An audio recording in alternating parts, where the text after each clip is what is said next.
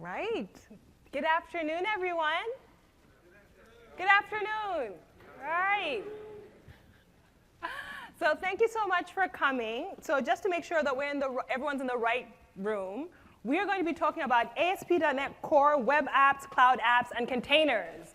Is everyone in the right room? Woo! Hi, my name is Maria Nagaga, and I'm here with... I'm Daniel Roth. And we are both program managers on the Visual Studio and .NET team.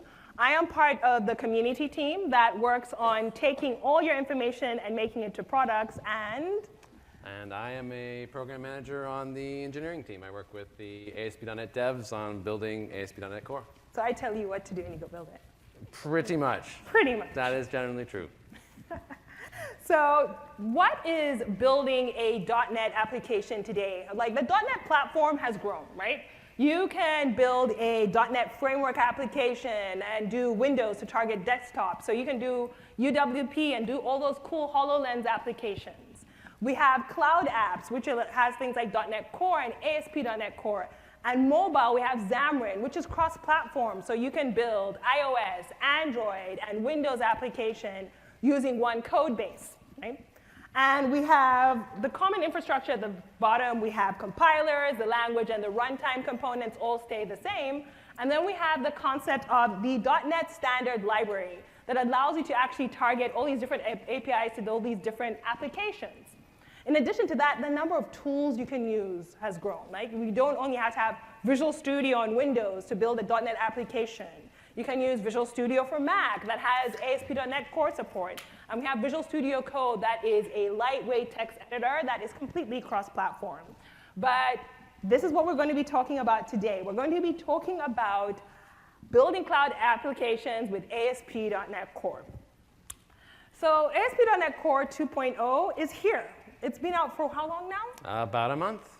It's hot off the build servers. So you guys are probably one of the first people to see this complete demo in person. Yeah, with the RTM bits. Yeah. This is new stuff. Very new. So what is new with ASP.NET Core 2.0, Dan? There's quite a bit. So first of all, we did a lot of work to make it a lot easier to get started. We wanted to enable you to get started faster. So fewer files, fewer lines of code, less ceremony, so you can get an app up and running and get some Razor and some dynamically generated HTML working. We also introduced a new application model that we call Razor Pages. I'm really excited to hear about that one. It's pretty cool. Razor Pages is a page-based model for building web UI. It's built on top of MVC, so it takes advantage of all the normal MVC features.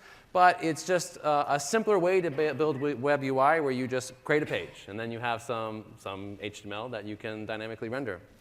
We've also revamped the authentication system to make it easier to configure, so you can't as easily get misconfigurations where middleware are conflicting with each other.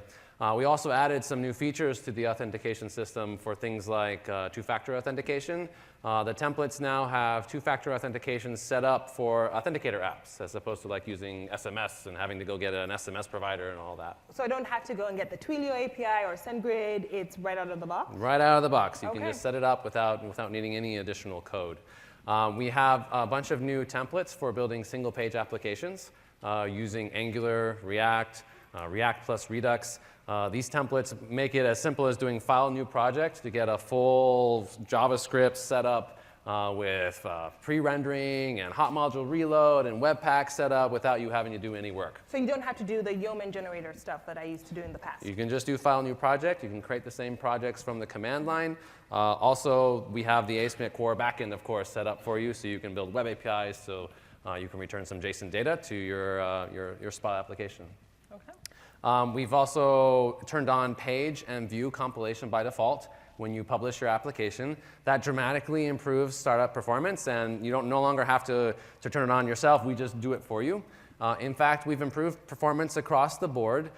In addition to startup performance improvements, we've also improved throughput performance by 20% in ASP.NET Core 2.0 over 1.1, which is pretty impressive considering that 1.1 was already pretty fast. We've also improved publish times by making the size of your publish application dramatically smaller.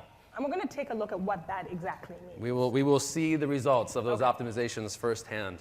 Lastly, when you're building web applications, problems happen. We really wanted to have a seamless diagnostic story where you can easily get information about errors, see logging, get diagnostics, get telemetry without you having to add any code to your app. And that should work while you're in development in Visual Studio, so you can diagnose errors in Visual Studio, and also when you're running in the cloud in Azure. You get seamless diagnostics using application insights without any additional line of code. All right, a lot to look at today. That's not all. Really? So, of course, as the .NET platform gets better, Yeah. ASP.NET Core gets better. So it wasn't just ASP.NET Core 2.0 that shipped last month. We also shipped .NET Core 2.0, which ASP.NET Core actually ships with.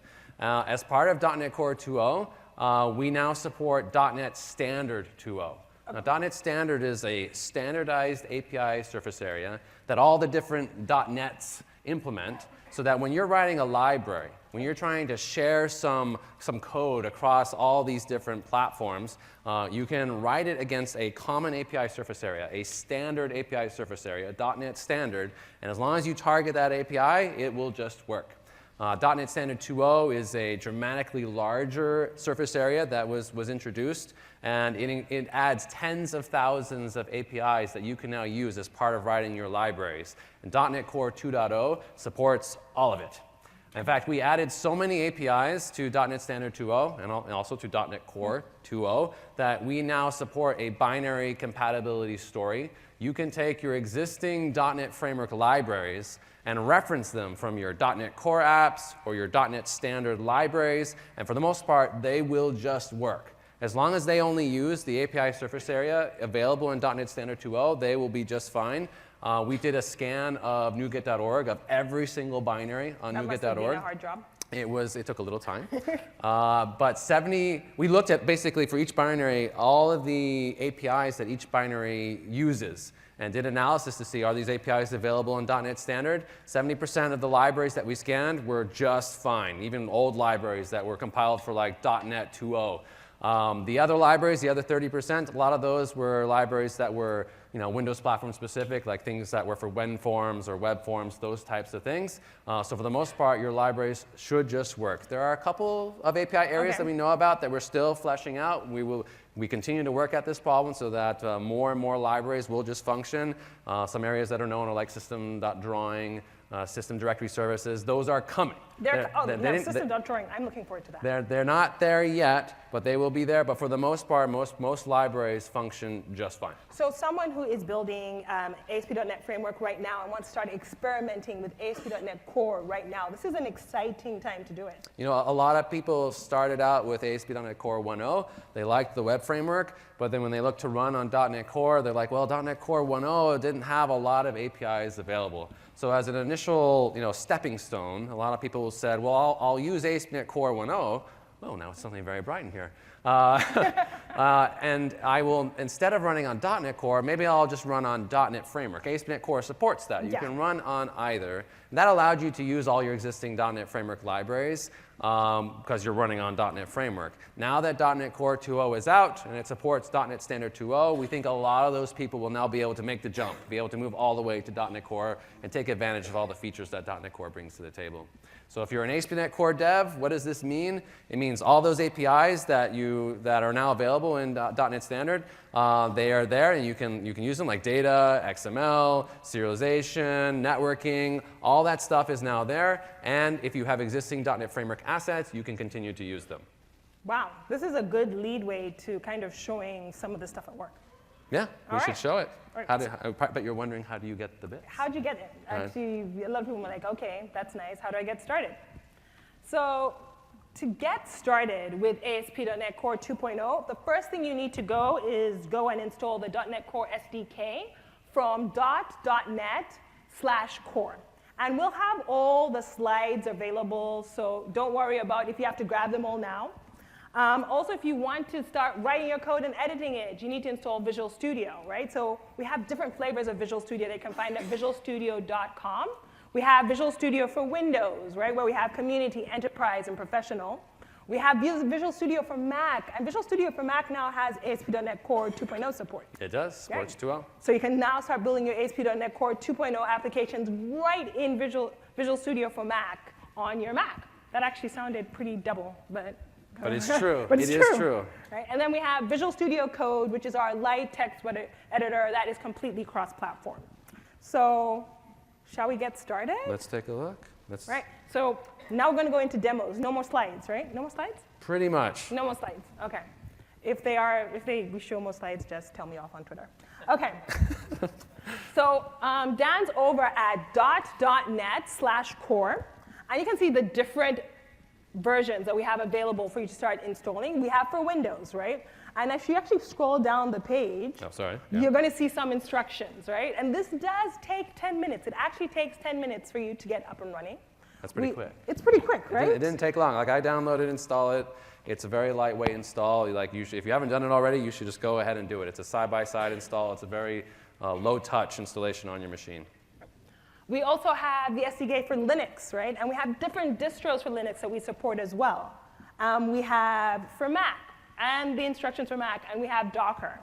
And we will be showing you some of these examples throughout the presentation over the hour. Visual Studio, go to visualstudio.com. We have different options like Visual Studio. You have Community, which is our free edition. We have Professional and Enterprise. We have Visual Studio for Mac. And then we have Visual Studio Code. Oops, that was the wrong zoom in button. There we go. Yeah, we got it. We got it. It works, right? And this all has debugging enabled, and it all supports ASP.NET Core, which enables us to have a rich developer experience. A Visual Studio for everyone. Everyone on every OS. So I've already done this. I've installed .NET Core 2.0 SDK. So let's make sure you have the right version. .NET -- version should tell me that. Yep, 2.0. 2.0, OK. Good. So let's build our first ASP.NET Core application. But before we do that, there's one thing we didn't mention. So I want you to type .NET new -H. Now, these are all the different templates that come right out of the box with the .NET CLI. And these are the exact same templates that you would get if you did File New Project, right? Yeah, exactly the same. Like Visual Studio literally will use these same templates when you do File New Project. So they match now. They're synergy, synced, Yep. everything. OK. Cool. So let's create our new application. So .NET new web, .NET new web -O, and let's call it Ignite. Hold on. It did a .NET restore for you. Yeah, we now do that for you by default. In the past, you may have been used to typing .NET restore after creating a new project. In .NET Core 2.0, we tried to reduce steps, so we now do a restore at all the places that make sense. Like after you create a project, after you add a package, we'll just run restore for you. So if I added a new package, it would automatically run restore for me? Yes, it would. Oh, that completely lightens up my workflow. OK. So let's go ahead and look at this in code. Sure, we can do code. I like code. I like code too. Code's very nice. It's good for text. I love it for everything. So one of the big features, like with every single article that I've seen coming out from MSDN, on the web dev blog, it's all about how ASP.NET Core 2.0 has been simplified. Yeah, it's easier to get started with. Less stuff. Less stuff all around the board. So I always like to check the dependencies to see how much less stuff is in there. So let's go to our CS_proj file. OK. OK, so there's one package reference. Yes. Just the one. Just the one. This is the only package that you need to write an ASP.NET Core 2.0 application. This Microsoft ASP.NET Core.all. Now, ASP.NET Core in the past, if you've played with it, has lots of packages that you use.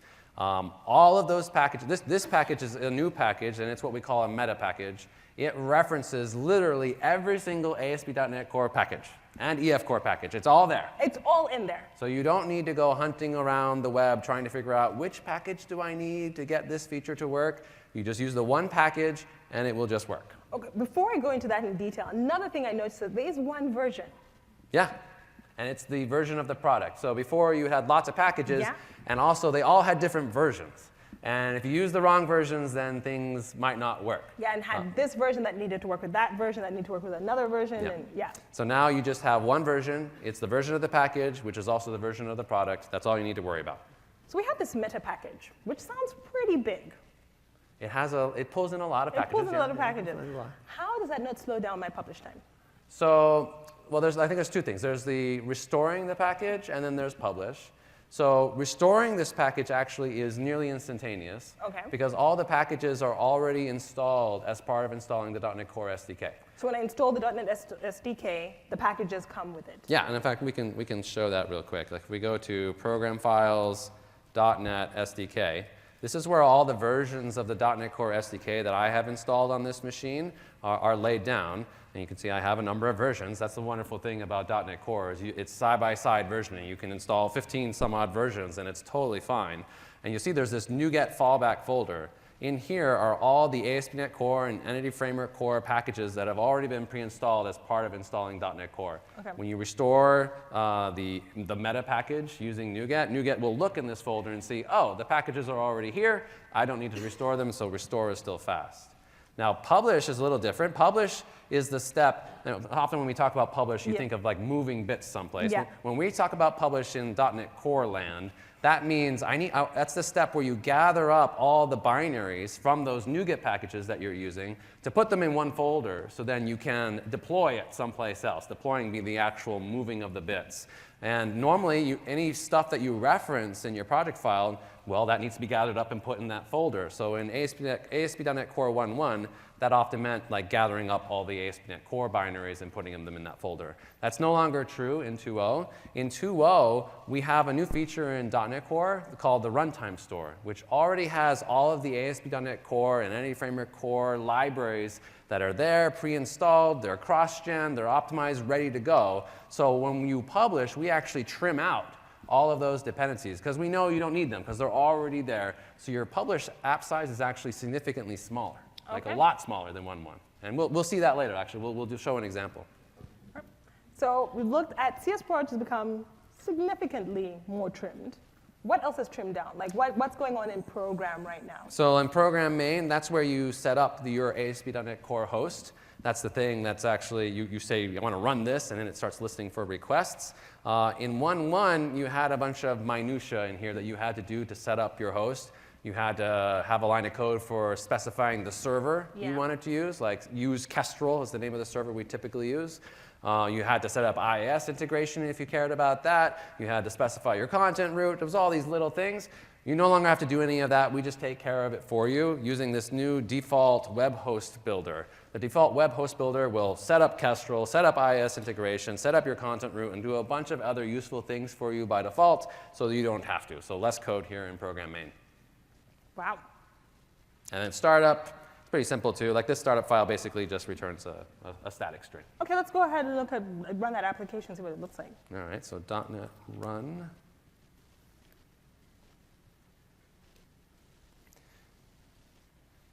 And there it goes. Yeah. So localhost 5000, and there's a static string. There's a running app. Well, that's cool, but it's just returning a string. It's true. It's just a static string. It's just a static string. We could probably do better. Since we're talking about ASP.NET Core, I feel like I need to see a page to feel fulfilled at the end of this demo. Okay, like some HTML. Yeah, I need some HTML. Maybe some Razor. Some Razor in there. Sure, we can do that. Let's do that. What do you want me to do? First of all, I need you to configure an MVC. So I need to add that. Set up MVC. So services.add MVC, add the MVC services. And I don't have to add a package here because it's already included in that meta package. Use MVC. We'll add MVC to the middleware pipeline. Okay? Okay. So let's add a page. Add a page? Like, Yeah. how do you want me to do that? Like, So I wanted to add a folder okay. and call it pages because we're adding a page and we're probably going to add a couple of pages. Okay. Right? So let's add a cs.html like with index or something. yeah. Right? All right. And I want you to add an add page directive. And we'll explain what that is later. And let's just say, hello everyone in the room. Hello, and maybe like let's put something that's dynamically generated, like the. Oh, let's look at date and time. The time is date time dot. Now, how about that? Is that That good? sounds good. Now we got some dynamic content, and then we can run that. There we go.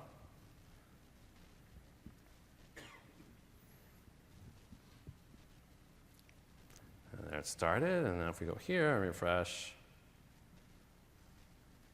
All right, so we came to the talk if I keep super refreshing. early. Yeah. At 1 o'clock? Oh, yeah, you know, my laptop, it actually is the time on my laptop. Like for some reason, it didn't update the time zone for East Coast. It's still on West Coast. Missing Redmond. Yeah, it's a little homesick. Yeah, I can understand that. Yeah. Yeah. So I have to keep doing +3 hours for everything I do.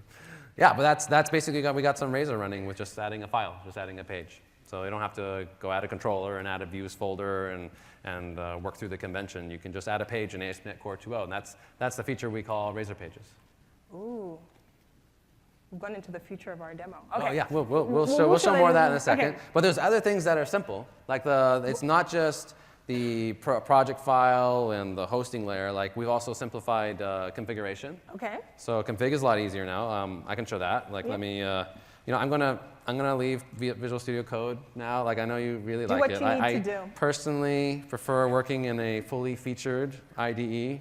Something that has all the bells and whistles. Something I can be productive with. So let's look back at Startup for a second. In Startup, you may have noticed if you've done development with ASP.NET Core 1.1, like often we would have like a constructor for the startup class that would set up configuration. Like it would create a configuration builder and then would add a bunch of sources of configuration data like appsettings.json, an environment-specific appsettings.json, all these things. And then it would build the config object and make it available to the app. We decided in 2.0 that config is so fundamental that it really should be a service provided by the host, a host-level service. So it actually gets set up now when you create your ASP.NET Core host. Just like you have iHosting environment or iLogger factory, these are host-provided services. Configuration is now a host-provided service. So you can just inject it an iConfiguration wherever you need it in your app, in your controller, in your views, in your middleware, in your filters, wherever DI is supported, you can just inject configuration. Okay. Also, in that default web host builder that we saw previously, this default web host builder will also add a bunch of useful configuration sources for you by default. So we'll add the config provider for appsettings.json. We'll add the config provider for appsettings.environment.json. For user secrets, we'll add that. For environment variables, and for the command line arguments for the application. That's all just fed into the config system for you when you use the default web host builder. So if someone wanted to go and see what comes in the default web host builder, could I go and see it on GitHub and then go? Like an easy way to, I think, if you look at the help text for it. How do I get this to expand? Like the / comment on it actually has like a whole bunch of. Can I expand this like that? Of course we have docs, but the docs are generated. So you can actually read the remarks for that API, and it tells you all the things that it actually does. So that can be a useful way to see what it does. Or just read the code. Like the code's on GitHub, and you can go see all the things that it's adding for you. And then there's the API ref docs on docs.microsoft.com. So let's use it. Like I'm going to add some config someplace. Let's inject some config, and we can add it to our page. Like this page is built on MVC. It is MVC. So let's inject. I'm going to add an iConfiguration right here, that hosting level service. Let's call this property configuration. @inject basically adds a property that will be injected onto your page. Looks like I'm missing a using statement. So @using Microsoft.extensions, I think. Yeah, .configuration, great. That should turn it green. It did. And then let's read from config. So H2, let's access that configuration property. And then let's add a setting called message, something that we're just going to display on the screen. Now, I don't have any config data yet that I've set up in my project. I don't have an appsettings.json file, so let's add that. So I'm going to add a new item. Let's create an ASP.NET configuration file. And that'll add me the JSON file, which will get picked up by default because it's set up by the default web host builder. And let's add a property called message. And I don't know, hello from config. Very fancy. Very fancy, yes. Very fancy message. All right, this app's not running yet, so let's run it. And hopefully, if this is working, we should see not only hello in its current time, but we should also see a message that got pulled out of configuration. Yeah, so that's working. So config is just there by default. We set up all the config providers for you. You can just consume it from through dependency injection. Okay. We also simplified logging. Like if you look at that startup file, there's also no code in the configure method for setting up logging providers. In our 1.1 templates, there would be code for adding the debug logger and the console logger. Well, first of all, the default web host builder will add those logging providers for you, so you don't need to add them anymore. And also, because config is now available at the host layer, we can now use config to configure logging. For example, like what the log level is. And we can do that for all the logging providers, not just the console logger, like you only could do that in 1.1. Now you can do it for all the logging providers. All right. So for example, if I think the app's already running. If I switch the output window to this ASP.NET Core web server tab, that's kind of a neat little feature. That's new, right? Yeah, this is new. Okay. This is basically just capturing the console output from the ASP.NET Core app and spewing it out here so you can see it. And you can see I've got some output. If I refresh the page, just to make sure that's updating. Yeah, I'm getting a bunch of info level logs. You guys see that? I don't know if you can see that in the back. It's a bunch of info level logs. Let's configure logging to crank up the volume. Let's turn it up. So we can see everything. We're going to see all Everything. the logs. So let's crank it up to trace level. So I'm going to add a section to config. It's called logging. And I want to set the log level. And let's set the default log level, actually, for everything, like all the categories, all the providers. And we'll set it to, let's set it to trace, which is like the highest level. And I'm going to save. And then let's go back to the output. Let me maybe pin it so we can keep seeing it. And now if I go back and refresh a bunch of times, hopefully, yeah, you see now I'm seeing not just info level logs, but actually debug level logs. Like those are starting to show up. That's the next level higher from info. If we then clear this out and turn it back to information, you'll just see the info logs, right? I hope so. That's the goal. And yeah, so now I'm no longer seeing debug level logs. So that's configuring logging from using just the config system and the logging providers just being there by default without you having to do anything. Wow. So these are all things that are right out of the box, easy to configure, no ceremony whatsoever. Yeah. So one package, one version. Default web host builder adds a whole bunch of stuff for you. Config is already there. Logging is already set up. Just fewer things that you have to do to get started and to get up running. Oh, and you just add a page to get HTML. OK. Should we look more at that? We looked at pages. Let's describe what that page actually is. Let's talk more about Razor Pages. That's what we'll do next. I think we can probably leave this template and do a more involved template that has some Razor Pages in it. So I'm going to do File New Project and create an ASP.NET Core web app. And no, I don't think we need to save that. And the font has munged my UI a little bit, but at the top, you can see that there's these two drop-downs that are kind of cut off. That's because I upped the font to 14. But the first one lets me toggle between the .NET Core and the .NET Framework, so you can very easily select which one you want to use. And then the second one lets you pick which version of ASP.NET Core you want to use. I, of course, want to use 2.0. And I'm going to create a web application, but you can kind of see there's like two. Yeah. There's two web. It's so. It's all word-wrappy. That's kind of funny. Should we try stretching it out? I don't think it'll matter because I think the size for each icon is the same. OK. Actually, I upped the environment font. But hopefully in the back, at least you can read it. Otherwise, you wouldn't be able to read it. So the first three templates are kind of the standard templates we've always had.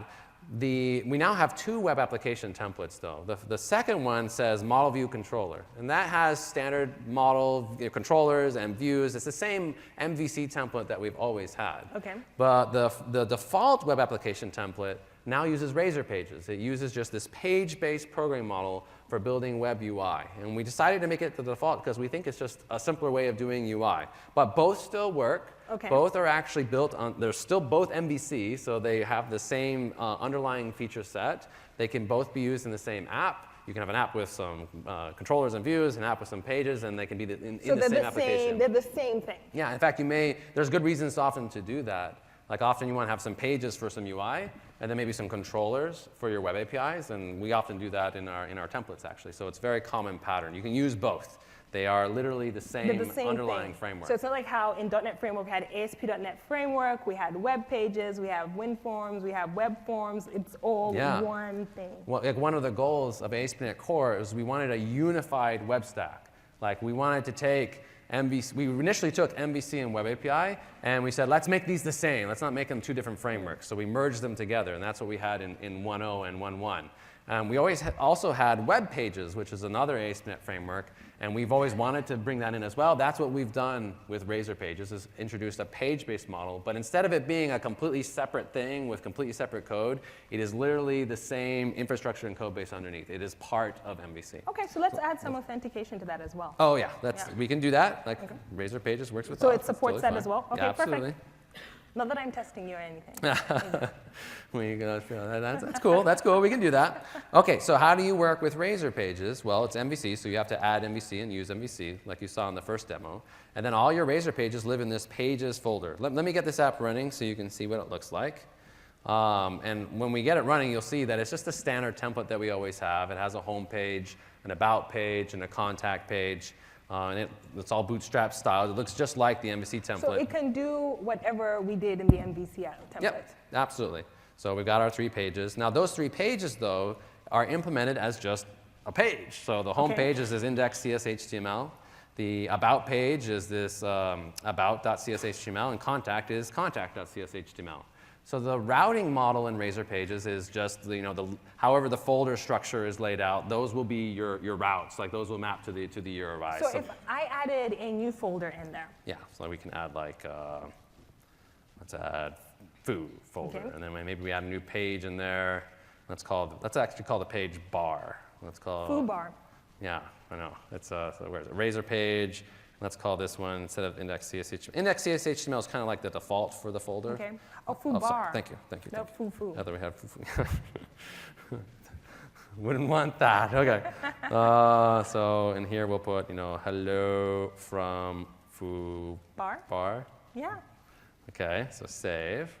And now, if I did that right, which I think I did, I should be able to go to foo/bar, and that should work. So the app's rebuilding that page, getting it compiling. And there it is, yeah. There it is. That's how routing works. It's just, the folder structure, which I think a lot of people find pretty intuitive. They do, because when you learn how to build web pages that do nothing, like in high school, it's all put in different folders, and if you go to this/this/this, that's where you are in the hierarchy of the folders. The same kind of concept? Yeah, very, very similar. It's exactly the intuition that we're using here.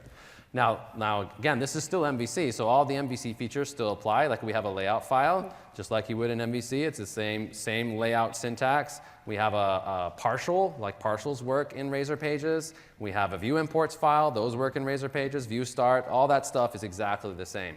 Now, one thing that people often ask when they see Razor Pages is, well, with MVC, one of the goals was that separation of concerns. Like you want to make sure that your view and your controller, that those are separate, that you're not having like business logic inside your view. And you can still do that with Razor Pages. Razor Pages supports that model. But where is it? So notice that there's these code behind files for each of the pages. So index.cshtml.cs. That is the code behind for the home page, and it is what we call a page model. Okay. That's where you put all your business logic. That's where you put your model interactions, is in your page model. You reference a page model from a Razor page using the @model directive. That's the model for your page. So then you can access any properties on that page model, use them to drive creation of forms and model binding. When you send requests to the page, on your page model, you can define what we call page handlers to handle those requests. Like this page model has an onGet page handler that doesn't currently do anything. If you wanted to handle a post request, you would have onPost. They're very similar to action methods. Like they can return iActionResult and leverage the whole action result ecosystem.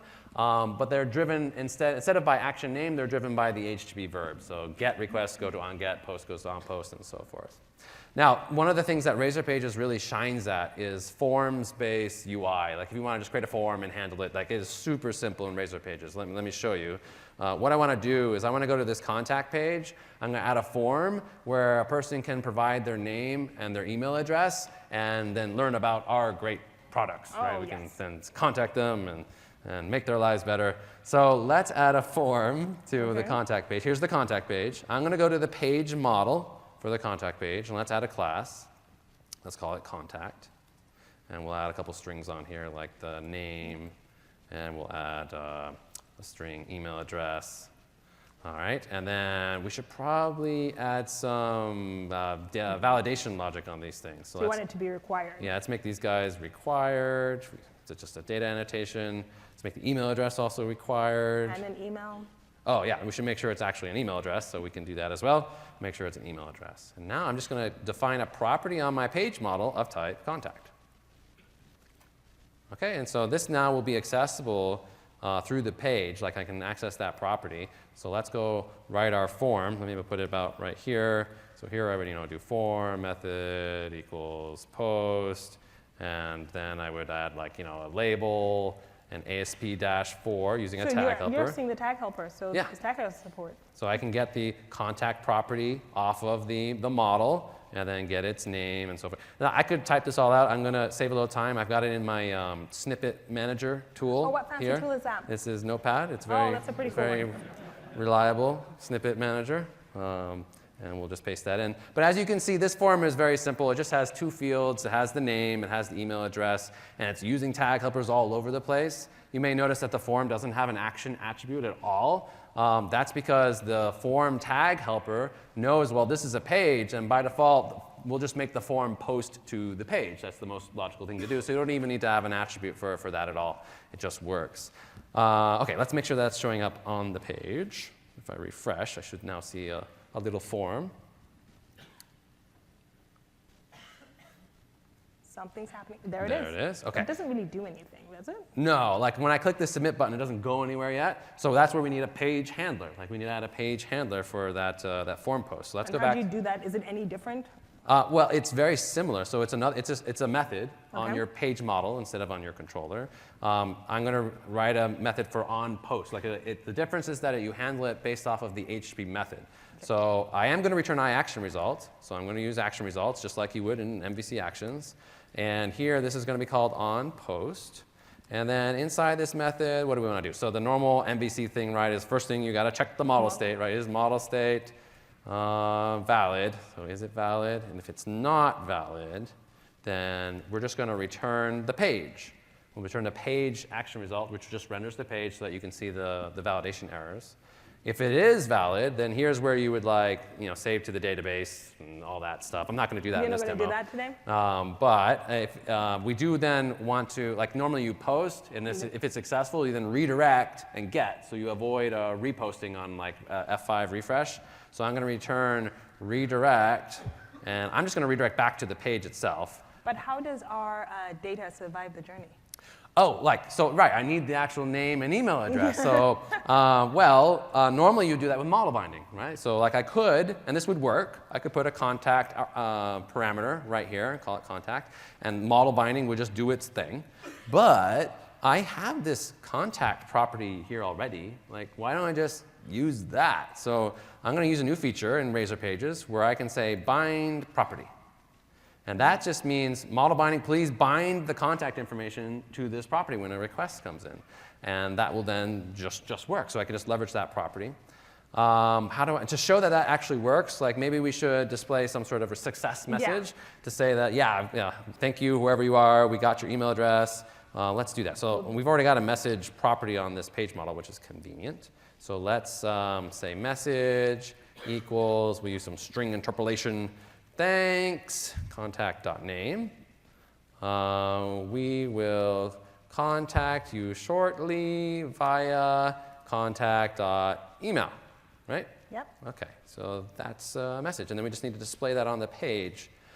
Except it's going to do a redirect. So like I've set up my message on my page model, but then we're going to redirect. And so that page model instance is not even going to be there anymore.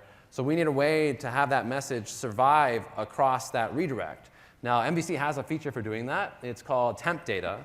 Temp data is basically a place where you can stash away a little bit of data that will survive one hop. And it's built exactly for this kind of scenario. I could explicitly go to the temp data property and set a string here and set this message into temp data. But there's a better way. There is? There is. In Razor Pages, we added this feature where you can take a property and attribute it with temp data. And what that will do is that property now will be backed by temp data. When you set that property, it'll get set into temp data. When you read from the property, it'll be read from temp data. And that temp data is like preserved in a little cookie that will then survive across the redirect request. So we can then just read it back out from the property and be done. So let's see. We set the property, that set message, that sets into temp data. We then do the redirect. The redirect will result in a GET request back to my page, which will land me on the onGet page handler, which has this little bit of code which clears out my message. So I don't want that to happen. So I'm going to remove that, and that should be it. Let's just make sure that message is being displayed, and it is. Like, here's the message. It's a header. Let's change the styling just a little bit. I'm going to change this to a p tag and say class text success. Let's make it a success message. And you have all that rich support for Bootstrap as well. Yeah, it's pretty nice. The HTML editor is pretty good. Let's see if it works. OK, I'm going to try just submitting with nothing and see if validation kicks in.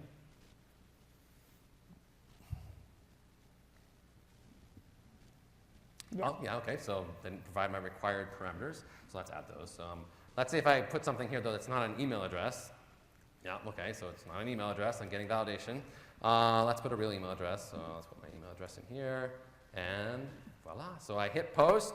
It went to the server. It set up that message. It then did a redirect. It then displayed that message on the view. So it says, thanks, Dan. We will contact you shortly via droth@microsoft.com. So that's how easy it is to do forms-based UI with Razor Pages. It works for simple things. It works for big, large, enterprise-scale applications.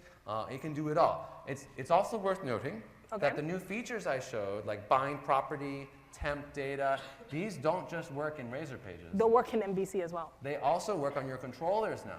Because it's the same, like Razor Pages is MVC. The same features apply to both. So you can, if you want to use those features in your MVC controllers, you absolutely can.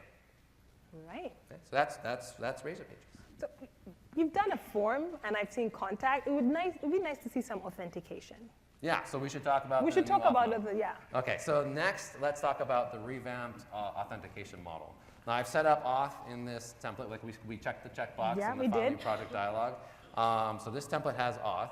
We have revamped auth in ASP.NET Core. The main reason in 2.0, and the main reason why we did that was in 1.1, the way you did auth is you had a middleware per auth type, or auth scheme is what we often call it. Yeah, because you had a middleware for Facebook, you had a middleware for Microsoft, for Google, for cookies, for everything. OpenID Connect, for JotBear. We had a rich set of middleware that could handle lots of different kinds of authentication. The problem with that model was that it was too easy to misconfigure two middleware so that they conflicted with each other. Like maybe you configured two middleware so that they both were trying to actively authenticate, and then they would bump heads and cause problems. So what we did in ASP.NET Core 2.0, the main change, as we go look at our startup CS, is now there is just one middleware. Like if we look in our configure method, there's just use authentication. There's the one authentication middleware. That will handle auth. That allows us to coordinate across all the different auth schemes. And then you configure authentication schemes by adding services instead of adding middleware. That makes sense. I mean, given that it's a dependency injection-based system, it's kind of how you would expect that to really work. If we go back up into configure services, we can see that we're already adding identity. Yeah. That's already adding cookie-based authentication as an auth scheme, as a service. Under the covers, that's what it does. But we can add more. Like, let's go ahead, let's add a social login. So I'm going to do services dot. Now, to do a social login, you first need to call add authentication. Okay. That just ensures that the core authentication services are in place. But then on top of that, you can then say, like, let's add Microsoft account. All right? And in here, that's where you can set up the options for setting up the Microsoft account authentication. The main two options that you need for Microsoft account is you need a client ID and a client secret. Yeah, client ID and client secret. So normally you would want these out of configuration. Well, I think this guy has config being injected already from the host, and it does. So I can just use that. So let's say configuration. What do we want? Let's read the convention I like to use is authentication, then the type of authentication. So Microsoft account, and then client ID. Okay. All right, and then we also need a client secret. So let's do the same thing, but we'll just switch this over to client secret, and then the config property that I want to client secret as well. Okay, so now I'm reading those out of config. So now I just need to provide them from config. Like I need to put them in some place in a config file. I could put them in app settings.json. That would be one place I could put them. But that doesn't seem too secret. Secure, No, it yeah. doesn't So seem good. you don't want to put your app secrets in appsettings.json because then you might check them into like GitHub, and then they'll be public to the world because everyone can see what's in GitHub, which a lot of people have done. I have done that. I have openly done that. I'm sorry. Some people on our team may or may not have also done that by accident. So we don't want that to happen. So that's why we introduced this idea of this user secrets configuration source.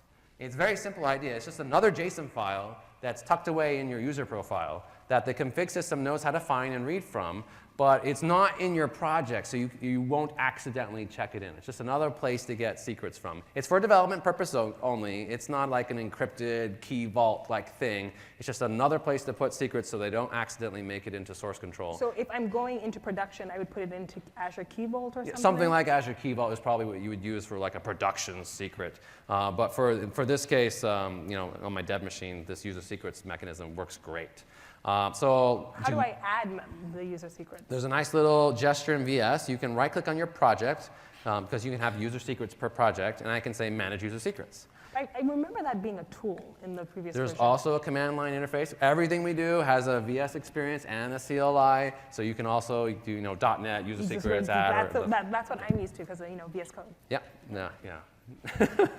Okay, so again, I think I have this in my snippet management tool. What's your secrets? No, well, just to get started, I think I have the client ID. So let me grab this, and I'll just put that in my secrets.json. So that I now have the client ID, and I need the client secret. Yeah. I actually have the client secret in my snippets tool, but I don't want anyone to see it. It's secret, right? You don't want to be sharing your secret. So you want everyone to close their eyes? Actually, Notepad has this new feature, this new encryption feature. So it works like this, and then there, okay, and then we just need to re-encrypt it, okay. I think that worked. Did I do that? Yeah, okay. So now Visual Studio has the same encryption feature. So I'm going to go down here.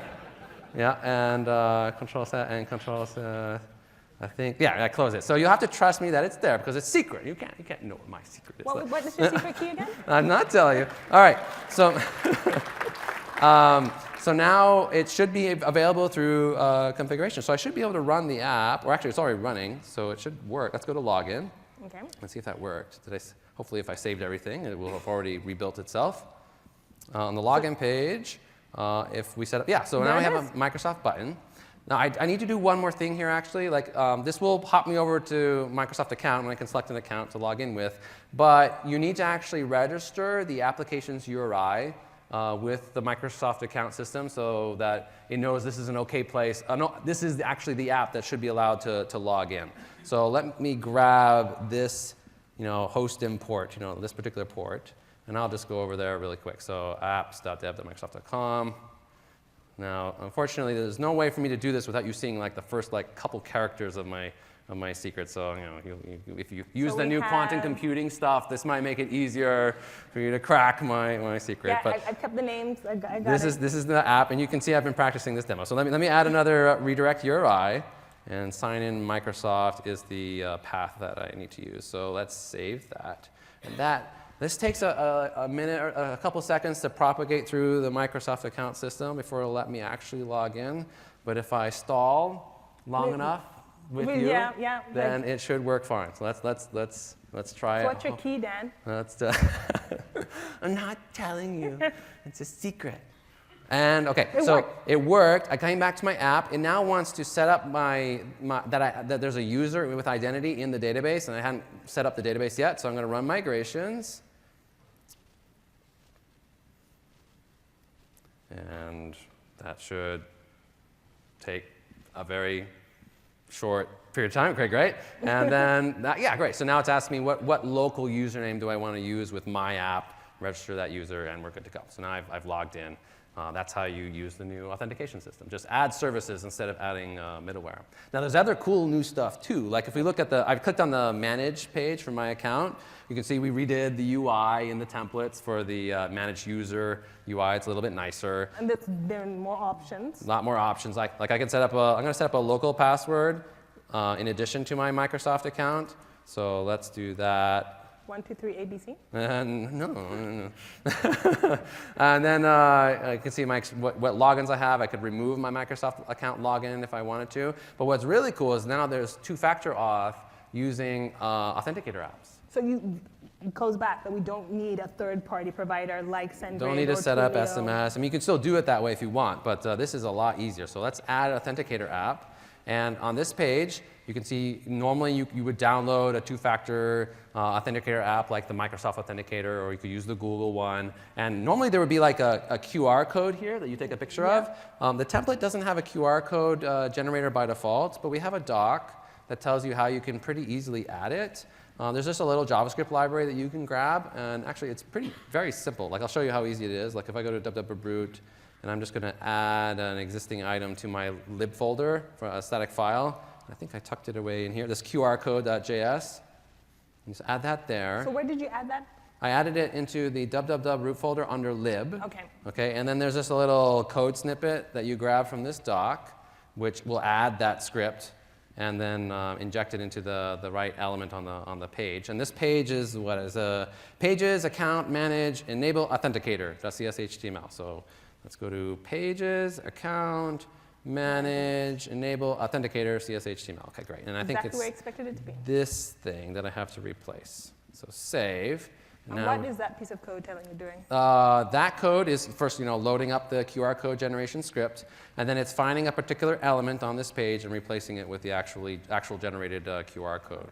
So if we go back to the app now, that's not it. Here, and I think if I refresh this page, yeah. So now I I should get just be able to take a code, picture with my phone, and I'm good and to you go. could set it up. That's a little hard to demo in front of an audience like this, like me showing you my phone and stuff. So instead, to just show you that this does work, there's like this little online authenticator app, it's good for demo purposes. It's just basically an authenticator app in the browser. It's this guy here. So let's remove this one. And so I'm just going to copy the key from here and put it, and create a new one. Let's do like ignite demo, and I'll put the key here, and that will give me, that time-bound code. So 386-924, 386-924, 386-924. Is that right? No, it was 5 at the end. No, is it? Is it? No, it was 4. Verify. Okay, so that worked. And this gives me now, what it's giving me is a bunch of recovery codes. So if I lose my phone, I can still log in with these one-time use recovery codes. So this is all just there in the templates. You can just use it. Now these are important because if I ever lose my phone, I want to be able to log in. So I'm going to, of course, put them in a very safe spot. Notepad. I'm going to put them in, my store, my recovery code store. If we go back to this tab, you can see I can disable 2FA, reset the recovery codes, configure another authenticator app, and so forth. So let's see if that worked. So I'm going to now log in. I think my email address here was daniel.roth@microsoft.com, and then the password I set up. And let's log in. So I'm getting challenged. Now, how do I know this really does anything? Let's just see if that does anything.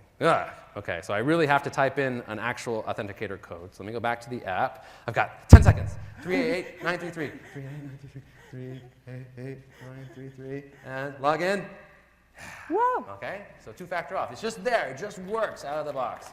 Those, thank you.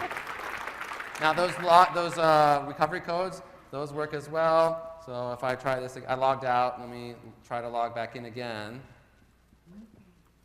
And let's say, I lost my phone. It fell in the toilet, and it's no longer any good. Fortunately, there's a link down here in the bottom, log in with recovery codes. And fortunately, I saved them in that very, very safe spot.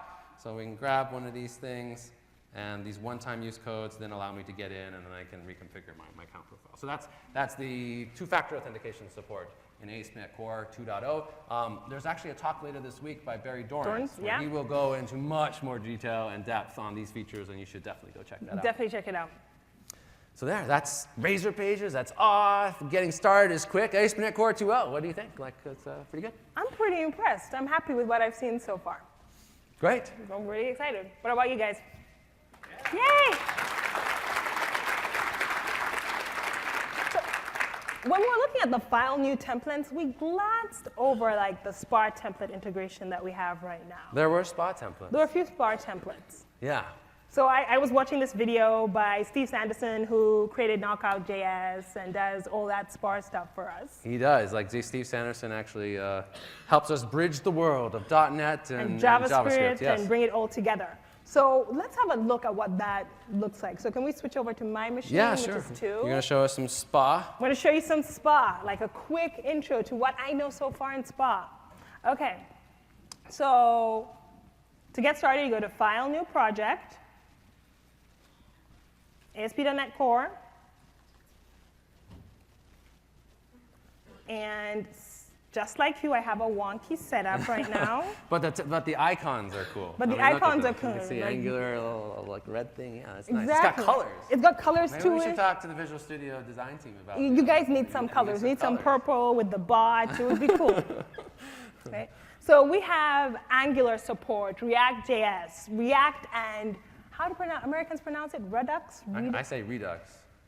Yeah, I say Redux. You say Redux? Yeah. OK, Redux. OK. But I am going to show you the Angular app. Now, it takes a while for all the NPM packages to get updated and restored.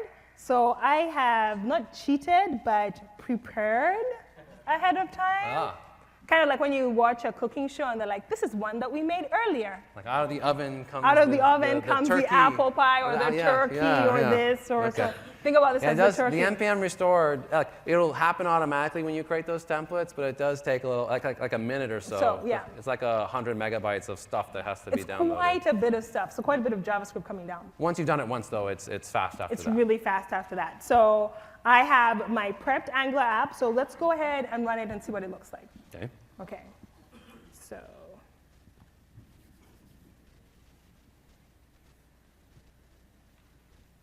What is this thing?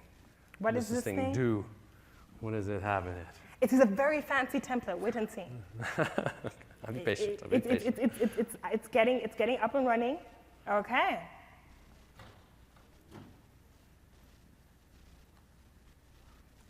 There we have it. So that's the Chrome debugger integration with Visual Studio kicking in there. That allows you to set breakpoints in VS, and even though you're running in Chrome, you can hit JavaScript breakpoints from within VS. It's pretty nice. But there's the app. You've actually done a prelude to the other part of my demo. Oh, sorry. Go ahead. Keep going. OK. So this is, let's zoom in so you guys can see it. You guys can see it at the back? Good? Happy? All right, so we have a counter app. This gives you a little bit of information about the support that we have for Angular, like client-side navigation, server-side pre-rendering, Webpack for the middleware, hot module replacement, and so on. Right? That's a lot of stuff. It's a lot of stuff. Like I know I've talked to a bunch of customers that trying to use Angular, React, or Reactless Redux, and these technologies, and I know that one of the things that can be difficult is just getting the project up and running, like getting everything put together and configured correctly, so then you can start working on things. And the nice thing about these templates is file new project and you're ready to go. It's already set up for you. It's right there in there. So we actually can have, let's look at the code a little, right? So we have, I'm going to stop this. We have our counter app in our client app. Looks pretty basic. Something, OK, that's a test app. This is probably an assignment you did your first day in CS. You remember doing this? Doing what? A counter app. Oh, yeah. Just the increments going up and down. Yeah. But the cool thing, as you mentioned, is hot module replacement. And when I saw this, I thought it was absolutely amazing. Okay. Do you trust me? I do. Tell me. I've heard of hot module replacement. That's a Webpack thing, right? It's a Webpack thing. What does it do for me? OK. So I want to run the app again. OK. Let's do some side-by-side, because I feel like it's more impactful when you do side-by-side. Something is happening, I promise. OK. There we go. I'm going to zoom in. I'm going to open up some developer tools while it's doing that. So F12. You see HRM? Oh, down in their console. Right like there? Yes, I do see it. Can you see it in the back? Now it's much bigger. Yeah, it's much bigger? OK. So HMR, hot module replacement. Yes. OK. It took me a while because I thought it was Her Majesty Regent something. But no, I'm kidding. I'm kidding. I grew up in the UK, so that joke has not landed well at all. It has not, like, what is this? What is this? All right? So I want to go over to the Fetch Data app, and let's change. So this is all uppercase. Let's say I want to change this around and make it lowercase. So I'm going to get rid of that. Like the different descriptions of the weather. Okay, yeah. Yeah. The summary, save it. Oh, sorry, not save it that way. Let's just save it the old-fashioned way. And you should see an update. Is that hot module replacing? It's supposed to be hot module replacing. Do you have to run the debugger to get it to work, or does it just work with Control F5 as well? It works with Control F5. Okay, let's try that again.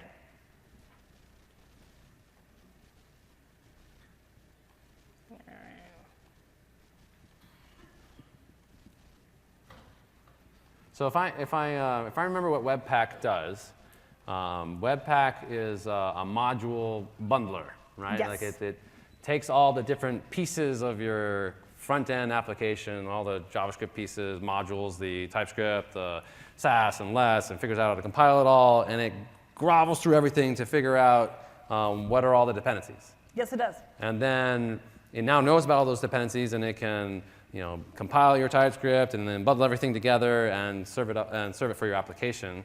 And so hot module replacement, I think what it's supposed to do is when you edit one piece, like one module, it knows about the whole graph. So we can just say, I'm going to update that one piece in the browser and leave the rest alone, like leave the things that don't need to be updated without being touched. Without being touched. And let's have a look at what that is. Okay. So I am going to change this to uppercase,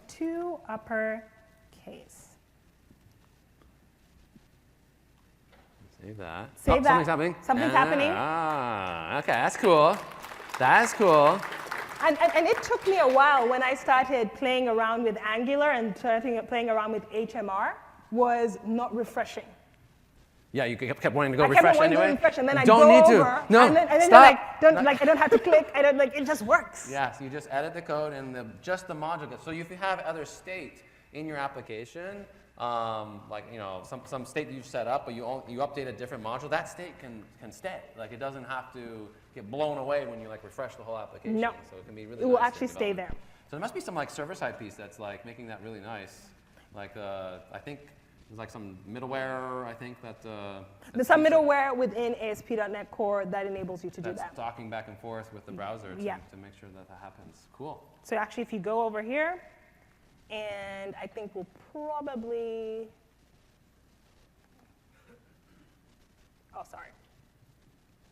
over in your startup.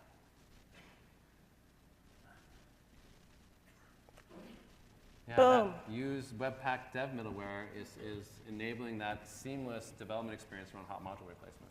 All right, that's cool. Well, what else can it do? Does it do anything? So we're almost out of time, but there is one last thing I do want to show you. And if you want to see more about Angular and ASP.NET Core, check out Steve Sanderson's video on Channel 9 with Seth Juarez. But I actually want to show you some of the debug features. Okay. Right? So we're going to go over to source. And if I do, I think it's Control-O. Yeah. And I'm going to do the connector. Actually, let me go back to the counter app. And let's look at the counter component. Dot component, I think. Yeah. Yeah, that's there we go in TypeScript. Showing up. So let's make this bigger. Right. So I can actually put a breakpoint right over here. In the original TypeScript. In the original TypeScript. Okay. Go ahead. And you hit the breakpoint. So that's the whole source map functionality kicking into place, and that's just you didn't have to do anything. No, I did nothing. It just was set up. Okay. Yeah, that's nice. Something about quick deving, if you want to just do it really quick, don't want to mess around with your code, you can do it right here in the browser, have that rich debug experience. So hot module replacement, source debugging, like in TypeScript, using the source maps, I think like I saw like the spec files in there, like it looks like it has tests and It has Karma tests, integration. Karma integration. All you have to go is go to your command line and write npm test, and we'll kick off Karma for you. Can we show the network, like the pre-rendering thing? I think is also. I know we are getting short, but like refresh the whole page with like a Control F5. Yeah. Like a full refresh. Okay, we're doing that. And you'll see, wait at the network. Okay, so things that I think is cool about this is the templates are already set up with pre-rendering.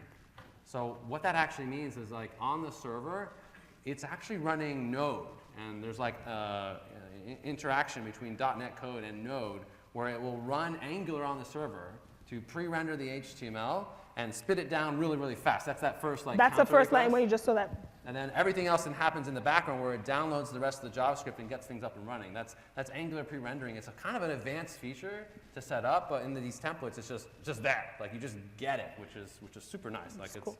It's great that Steve spent all that time and effort and pain like figuring out how to put those things together so that we don't have to. We don't have to think That's about a that wonderful anymore. thing. Right out of the box. Okay, so we have about 10 minutes left. Yeah. So I think a really cool thing to show, just to complete the cycle of life, Okay. is let's deploy this application. Okay. Yeah. And look at some of the cool. Do you want me to do the Razor Pages app, or is that? No, we're going to look at some app insights. Oh, the App Insights. Okay. Yeah. Okay. So let me switch back then. Okay. So the last theme we had for ASP.NET Core 2.0 was seamless diagnostics. So Yeah. I've already got this app open, so might as well just use it. Instead of running it without the debugger, let me actually run it in the debugger. So one of the nice things about ASP.NET Core 2.0 is we have the ability to inject or light up additional functionality in your app without you having to add any code. For example, by running in Visual Studio, we can hook up logging providers into like the App Insights Visual Studio UI, so you can get all those features for free without you having to do anything. So you don't have to configure App Insights into your application. You don't have to write a single line of code. Not a single line, and this isn't using like the cloud service. This is just like local Locally. VS development features. So if I look in the diagnostic tools, you'll see. Let me like make this a little bigger so we can actually. Let me click on some things like home, about, contact, and if I go back to the this view, I can see all these App Insights events are firing. And the last one is that GET request to the contact page. So that's getting picked up. This is sort of a simple UI that App Insights is lighting up for us. But if I click on this Application Insights button, then I get this very rich interactive UI for searching through all the ASP.NET Core logging. Like I can see, like there's my GET request to the contact page. If I click on that guy, there's this additional UI where I can see. I wish I could move it up. Let's see. Can I move? Let me lower these guys so that we get a little more space.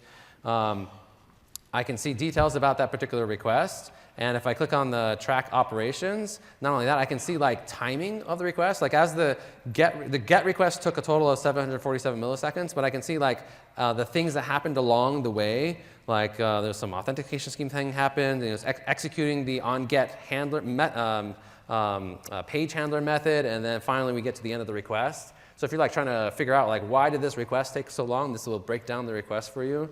You can filter by any of the ASP.NET Core categories. Super convenient during development when you're trying to track down issues. And this is just locally, just to emphasize, nothing is going up to the cloud yet. Now I've also deployed an app already to the cloud, to Azure. And we can see what that looks like. By going to Azure, Azure actually knows that this is an ASP.NET Core application. And so Azure can then offer to light up additional services for you for your app. Like it can, for example, automatically instrument your app for App Insights if you want it to. Like it'll ask you and say, like, do you want to use App Insights? We can do that for you. And you can say, yeah, sure, that would be great. So here in App Services, I think I've got an app that I've previously done, this application, Web Application 32 Ignite. Now, when I open the app service, If we wait a second, like at the top, it says like, hey, by the way, you can access application insights for monitoring and profiling your ASP.NET Core app. It knows it's an ASP.NET Core app. If I click on that, that will bring me over to App Insights. It gives me the option here, if I haven't done it already, to create an App Insights resource. And then it'll actually say, like, do you want me to start feeding data for you from the ASP.NET Core app into that resource? And it's like a gold bar that appears on the top. And you say, yeah, sure, go ahead. And when you do that, now you get all the wonderful App Insights features. Like you'll get page load times, you'll get how many requests are going through. You only get all this information about failed requests. Like I published this app initially, and then I had messed up. I didn't set up the database correctly, and so you can see there were some SQL exceptions that I can get details on and find out well, what happened? Why am I getting a 500? Oh, post to the register action. That requires the database, and I didn't actually run a migration on the database yet. And if we give this a second, it should show me the full, there we go, the full stack trace of the exception that I can then look at. So that's super useful, and there's no code in my app that enables this. There's no code that enables that. Yeah, in fact, one thing that's really neat, App Insights can do the server, but it also can do the stuff that's running in the browser. Like, let me browse to this application. Let me go back to... Go to overview? Yeah, I want to go to the overview page, and let me browse to it. And if I browse to this application, let it come up for a second, and then I'm going to F12 and see the network real quick.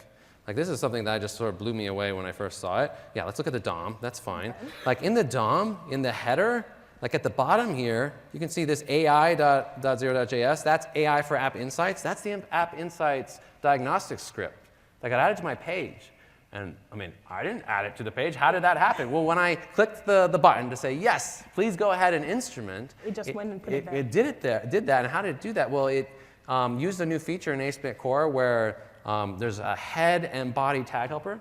Are those the tag helper components? The tag helper components. So you register tag helper components for the head and body tag helper through dependency injection. And those tag helper components get an opportunity to modify the head or the body.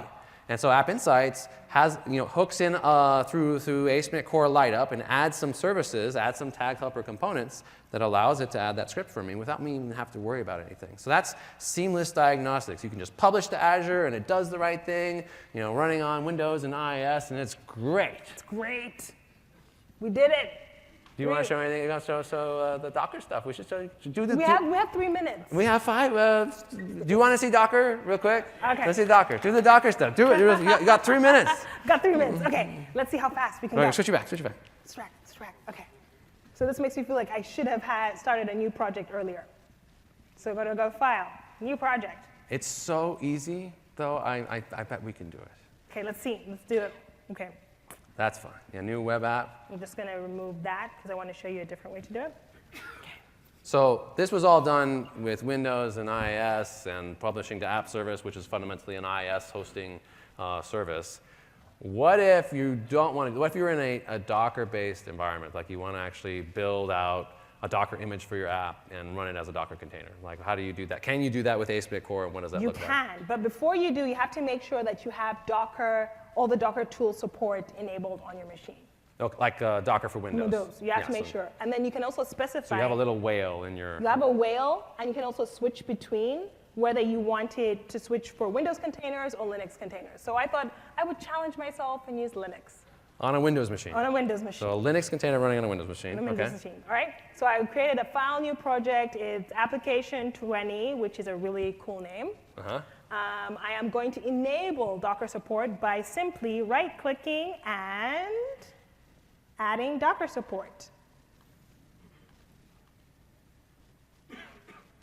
There we go. And that's true for Linux. For Linux. How could that go wrong? Running a Linux Docker container.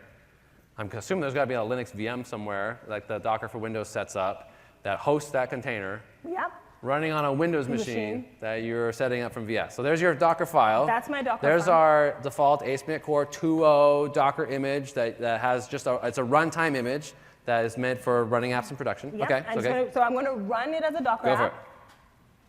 So this will do a build, and that build output isn't just a DLL. It'll build the app, but also build an image. It will build a Docker image that has your ASP.NET Core application in it. Okay. Right.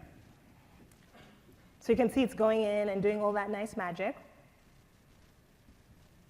And in a second, So how do you can I interact with a ASP.NET Core app running in on a Linux VM, running in a Docker container, like that?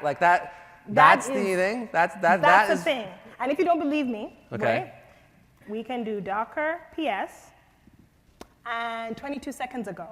22 seconds, that first one? The Web first app one? 20? Is that what was in VS? Show me VS. So Show me this is VS. VS was Web App 20. Yeah, it was Web, Web App App 20. 20. That's cool. What if you want to run this in Azure? Can you just right-click publish? Don't actually do the publish because we don't have time. But show the. What Yes, happens. I can go through the process. So let's stop this. So that is proof because other people just see, oh, it's localhost. How do I know you didn't do some smoke and mirrors in the background? Okay. So if you want to publish to Azure, is it as easy? When I did mine, I right-click publish. I set up a new app service, and I just let web deploy do its thing. So it is so different. So you right-click publish. Oh, okay. And I clicked that button. But yours says Linux Mine preview. is, it's Linux preview. What will that do? I don't think we have time to do the whole thing, but what will it do? It will So what it will do, let's make this a little bit bigger so you can have a look. It will configure your services for you. It will actually create an Azure Container Registry for you as well. Okay. Right? So that is where your image is going to nicely exist within Azure. Let's scroll down. That container registry. Yeah. And I actually, in the spirit of being prepared, I made one earlier. Okay. Yeah, you can show that. So if I go over to my Azure dashboard, and let's zoom in, and let's look at app services, and I can't remember what I called it. I think it might be this Docker app, because it has Docker app in it. Sounds likely. It sounds likely. This is an app service. I see It's the an little app globe. service. Yeah, it's a little globe. Like How the do you same know way it's a Docker thing? How do I know it's not like a Windows thing? Like what is? So there's Docker container. There you right go. There.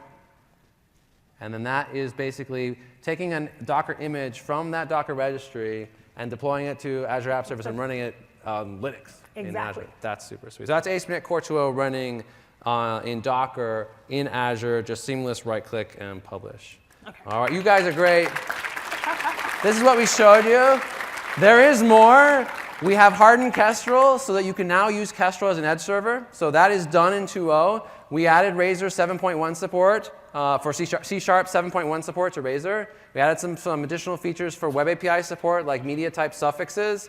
Tag helper components we talked about. I-hosted startup is what enables that light up, where we can light up diagnostics for you. I-hosted services is background tasks in ASP.NET Core. Great feature. You should go check these things out. Lots of great stuff at the Ignite that you should learn about .NET.